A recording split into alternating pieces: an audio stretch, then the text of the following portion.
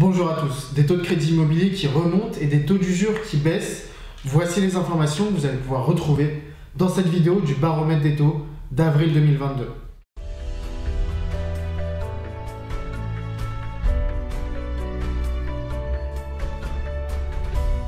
Ce mois-ci, les nouvelles ne sont pas forcément bonnes pour les ménages qui souhaiteraient emprunter sur de longues durées. Tout d'abord, parlons des taux de crédit. Ils sont à nouveau en hausse ce mois-ci, une hausse conséquente de 0,20 points en moyenne.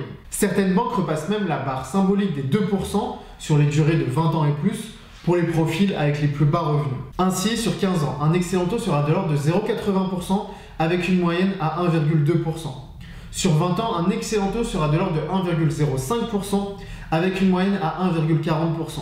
Et enfin, sur 25 ans, un excellent taux sera de l'ordre de 1,15% avec une moyenne à 1,6%. Un sujet dont je vous parle depuis plusieurs mois maintenant, le taux d'usure. Pour rappel, c'est le taux maximal auquel il est possible d'emprunter. Ce taux est censé à la base protéger les emprunteurs en interdisant l'octroi des prêts à des conditions hors marché. Mais la sentence vient de tomber et ce n'est pas un poisson d'avril, les taux d'usure baissent au 1er avril pour les durées de crédit de 20 ans et plus. Le taux d'usure se calcule en se basant sur les taux accordés durant le trimestre précédent, assurance et tout frais inclus, plus une marge d'un tiers. Donc pour avril, il se base sur les taux de janvier, février et mars 2022. Or en janvier et février, on pouvait encore emprunter avec un très bon profil à moins de 1% sur 20 ans. La hausse des taux, récente et très forte, n'a donc pas été prise en compte dans le calcul du taux d'usure, ou très peu seulement.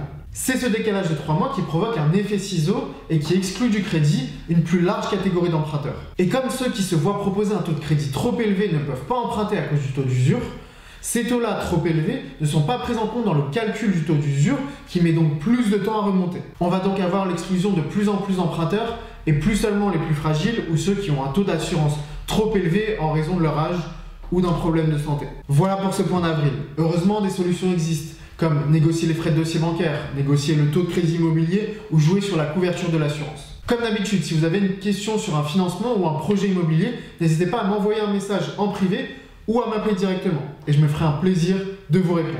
Et pour ma part, je vous dis à très vite sur cette page.